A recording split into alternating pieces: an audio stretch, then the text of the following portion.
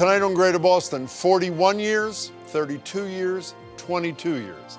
That's how long the three founders of the Exoneree Network spent in prison for wrongful convictions. 95 years in total. Now they're working to support others who win release into a world they'd been separated from for decades. Two of them, Sean Ellis and Victor Rosario, join me ahead. Then later, Boston Globe travel writer Christopher Muther and food critic Devra have teamed up to take on all four parts of the Cape. Yes, there are four distinct parts apparently, and they join me to share the best, worst, and most interesting parts of them all. When defense attorney Rosemary Scapiccio joined me yesterday to talk about Sean Drumgold, the client she helped free after 14 years of wrongful imprisonment, who died last week at the age of 57, she mentioned a program for exonerees that she wished had been around when Drumgold first got out. Sean could have benefited from the Exoneree Network, which I'm so sad that he didn't get the opportunity to do. What the Exoneree Network does is to try to provide a support system, a system of empowerment for people who are released after having served wrongful convictions. The Exoneree Network was founded in 2020 by three men who each spent decades in prison before their wrongful convictions were overturned. One of them was Sean Ellis, whose story was told in the Netflix docuseries about him called Trial 4. He was just 19 when he was arrested for the '93 murder of police detective John Mulligan. His first two trials ended in hung juries, convicted in a third, and then years later, Boston police detectives who were pivotal to that conviction pled guilty to corruption charges, casting doubts on evidence they found. In 2015, Ellis's murder conviction was overturned. After spending more than 2 decades in prison, he was released on bail, then prosecutors ultimately dropped the charges. Another of the founders is Victor Rosario, who was 24 years old when he saw an apartment building on fire in Lowell. He says he punched a fist through a window to try to rescue people inside, but ultimately 8 people died, including 5 kids. Rosario was arrested after giving a newspaper interview about his rescue efforts and ultimately confessed to arson, but later said he was pressured by police and was going through severe alcohol withdrawal at the time. For years afterward, he maintained his innocence, fought for his freedom, and in 2014, after 32 years in prison, his conviction was overturned after new evidence raised concerns that Rosario's confession was coerced and showed that fire likely was not even arson to begin with. Victor Rosario and Sean Ellis join me now. And by the way, the third co-founder, Ray Champagne, who lost 4 decades of his life to wrongful imprisonment, died last week in a motorcycle accident just 30 months after being granted freedom. Sean, it's good to see you. Victor, it's really good to meet you. Good to see you. Sean, starting with you, last night Rosemary, who was also your lawyer, I'm sure people know, I assume they know, talked about Sean Drumgold. After 15 years in prison, gets out, he's homeless for a time. His health suffers because of the rotten health care he got in prison. Waited 12 years to get compensation from the city. Is that the typical kind of thing that people face after decades in jail? That's where you start at. That's kind of like the starting point. What do you mean?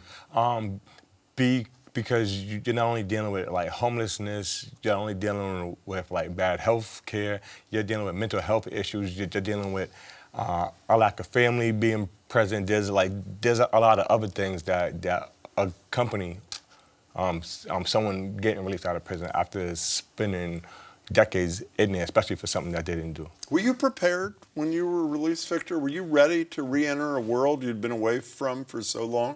I really was prepared, just because when you're in the prison system, you have so many dreams when you come in. You're not expecting that you're coming out.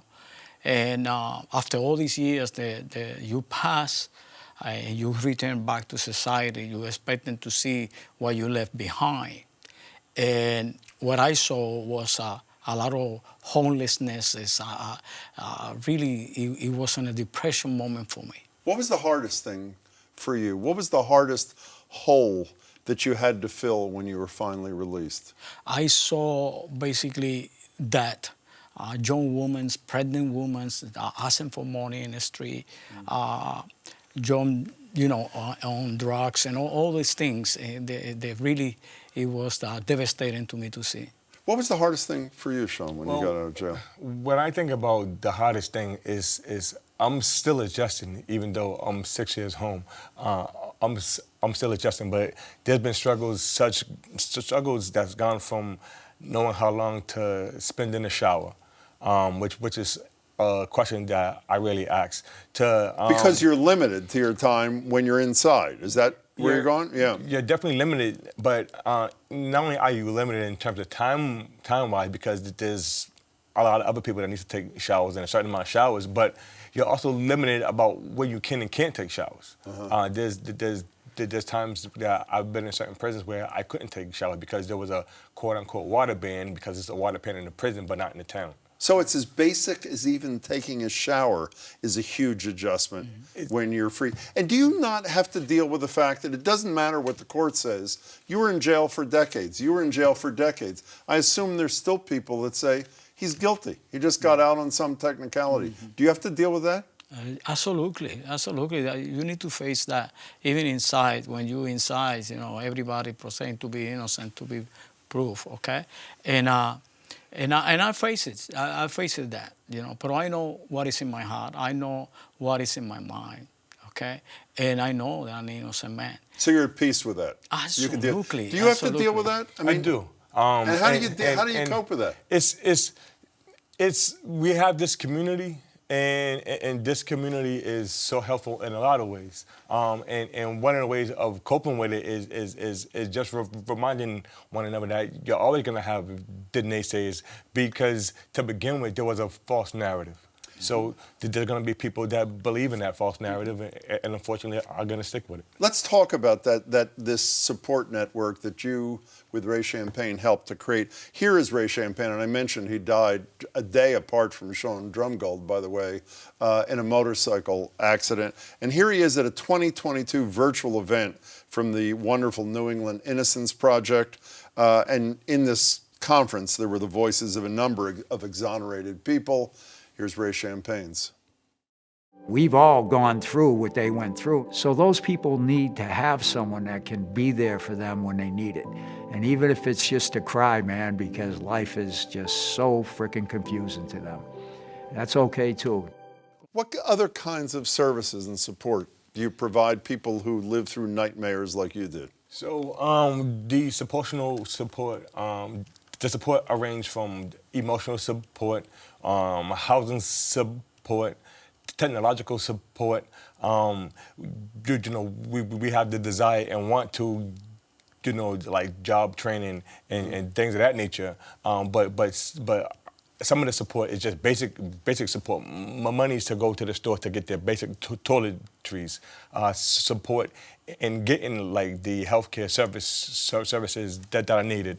So it's like another problem that we face is in prison, some guys have a problem just filling out a simple grievance form. Understood. And I don't want to say it's simple, but to ask someone to come home and fill out a whole thing dealing with healthcare is just ridiculous. Do you talk to each other regularly? We do.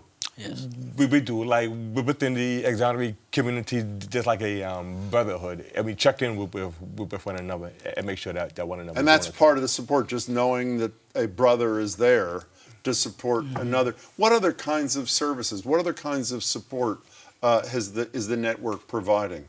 Basically, what we're trying to do is basically to try to get them before I even come out that we can provide what they need. We know what we need when we came out. And regarding to the experience that we got, we're trying to get it. When they go into the court, we make sure that that we can be there for support them, that they can see that they can connect it with one another, because it's a connection that has been broken. And when they see us, they see where they come from. And that what is making united. Just that you're there in some ways and live through. Exactly.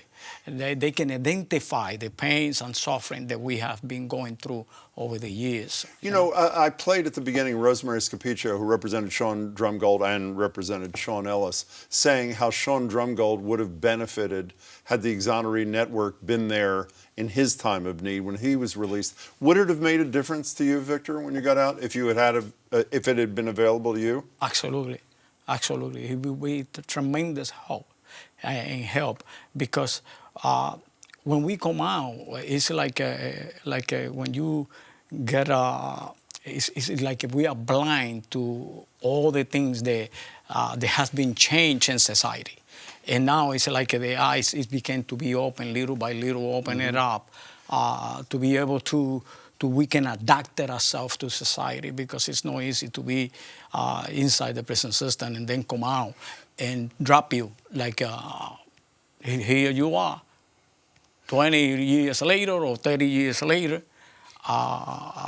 It's not easy to be. You know, I said this to Rosemary last night, and I'm almost embarrassed to say it to the two of you, but it is amazing to me that the state puts you in prison.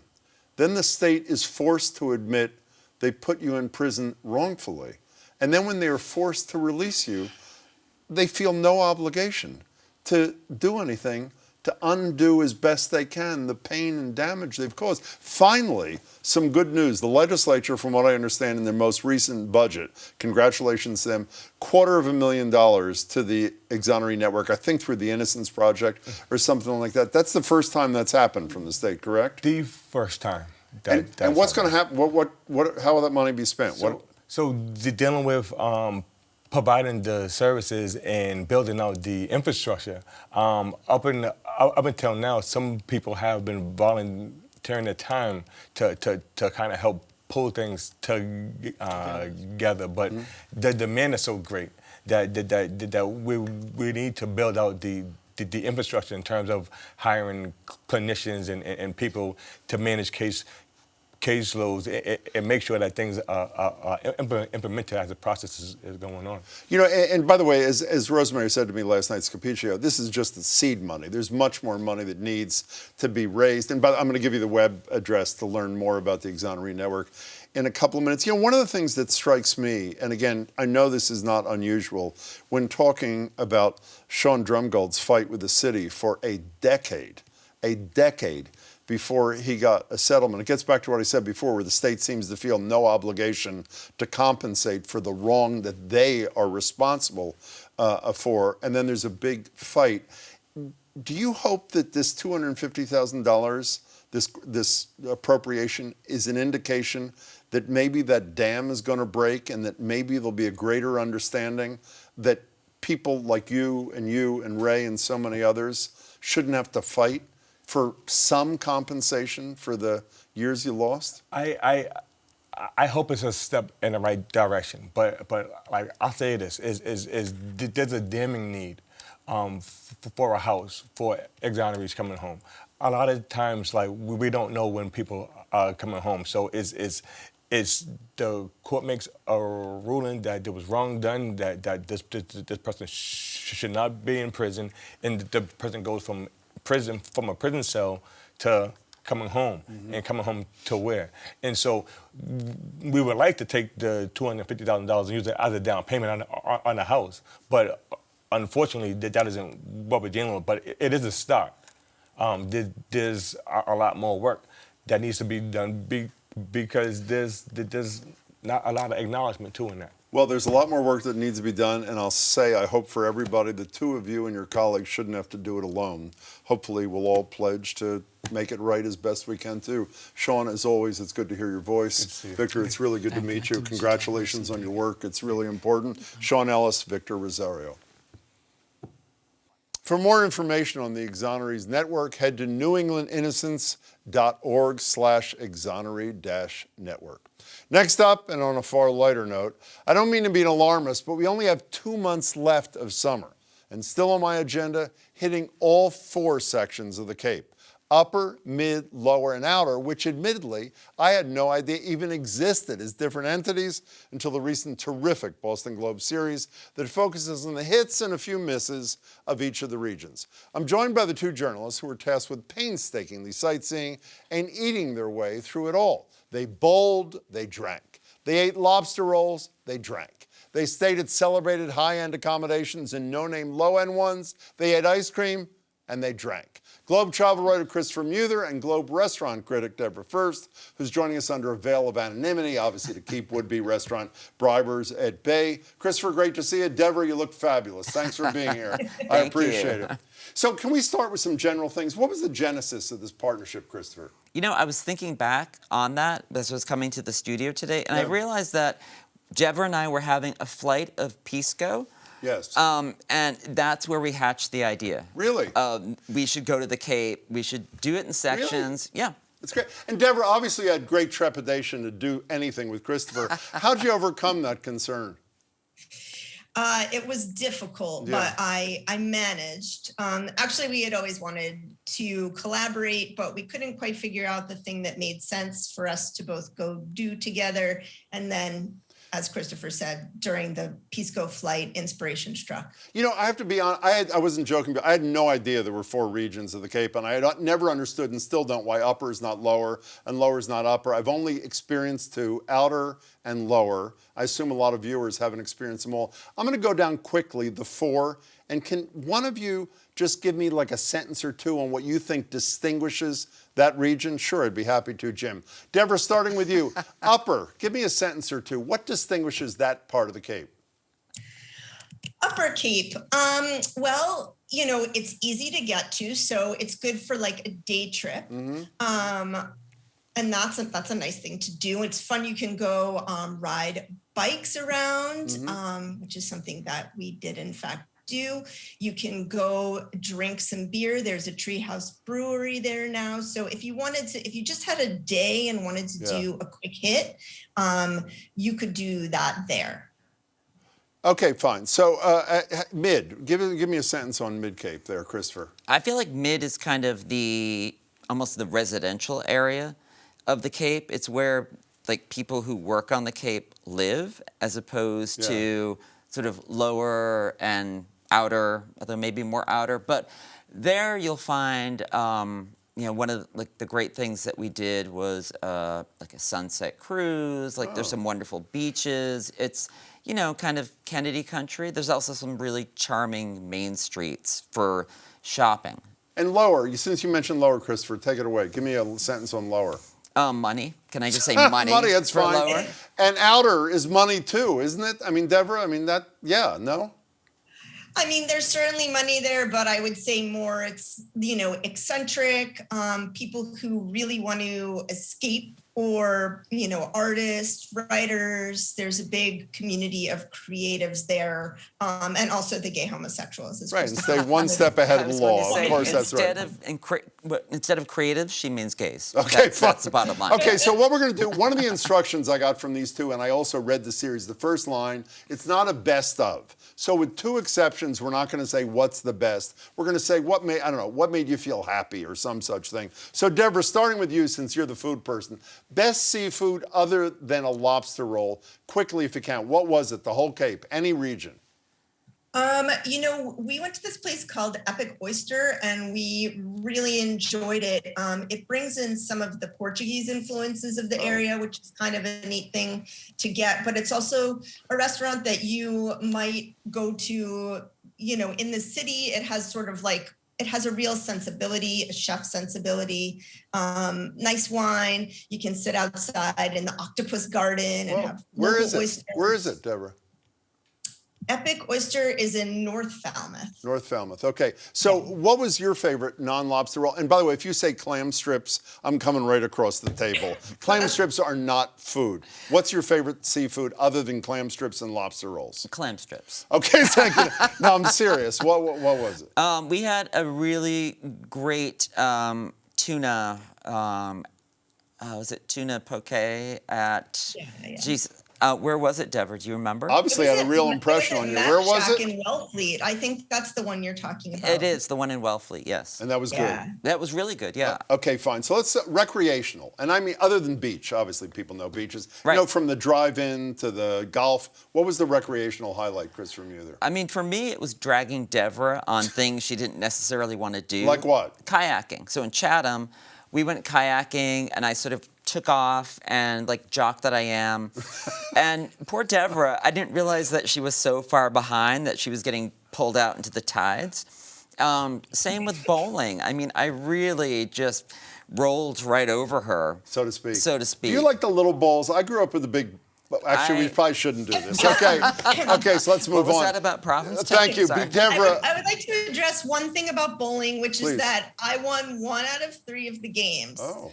So Chris may be exaggerating his extreme abilities in the bowling alley. I am not surprised. I would say I also really loved kayaking. That was my favorite, even though Chris did kind of drag me. I loved it. Like, I think I want to buy a kayak now. Oh, well, it's pretty good. Now, I want to go to the 2 areas where you both gave me permission to ask you best of. So, Devra, starting with you, since you're the food person, not only ice cream, but my understanding is we focusing on peppermint ice cream in particular, or just best ice cream in general, Devra? Well, so Chris and I both have this random love of peppermint stick ice cream. Good. It's both of our favorites, and that is unusual in the ice cream lovers community. So we bonded over that and tried it really everywhere we went. And I believe that we agreed that our favorite was 4 C's in Centerville. Marjorie Egan, my radio co-host, has been talking about 4 C's for 2 decades to me. Are you signing off on 4 C's too? 100%. Why? Yes. What's so special about 4 C's? So there's a perfect like candy to cream ratio that you have to find. Are you serious? Yeah. Because it has to be crunchy enough, but not annoyingly so. And also you need to have 2 colors. They have to be green and red. You can't just have the red or the green. And then the pink can't be too artificial, but you need to have just a tiny blush of pink in the ice cream. And so if you have the flavor, the candies, and the creaminess, you have the winner, and that was 4 C's. And 4 C's is where is it? Centerville? Centerville. Centerville, okay. Yes. Okay, so back to you, Devra. The other thing we're allowed to rate best of, lobster roll. What was the best, and what did it cost, and where was it from?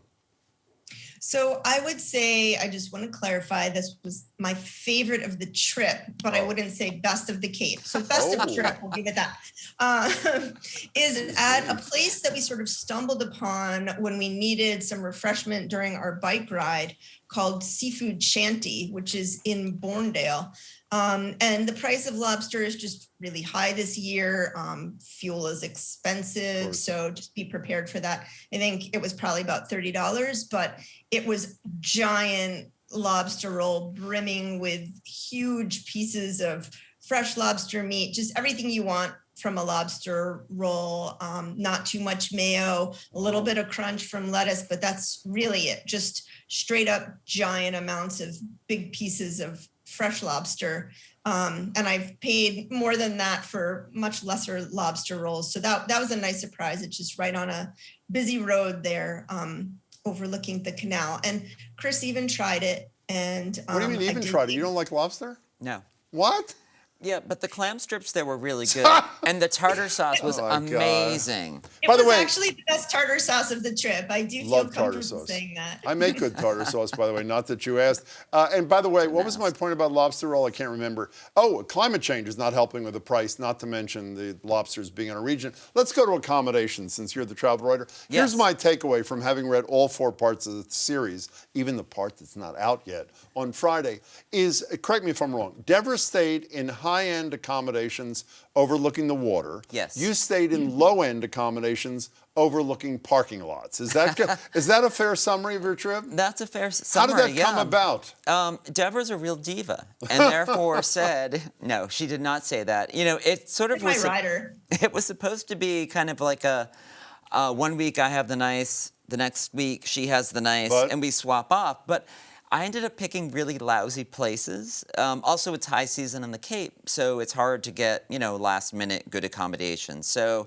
there was one night where I was supposed to be in a nice place, and instead there were goats there, which I refer to as in the room? Not in the room, but they were like on the property. Yeah. And goats are like Satan's lapdogs.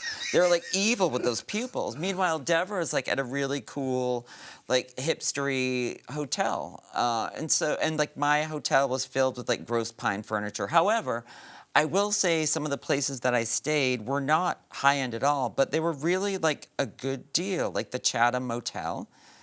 Well, meanwhile, Devra's at the Chatham Bar Bars. Inn for what, like $4,000 a night? Only $1,200 a night. Was it really $1,200? Yes. And that was an extraordinary experience, I assume, Devra, yes? It's hard in those moments Yes, for the me answer is to yes. not compare the price of a night to my monthly mortgage payment. Okay.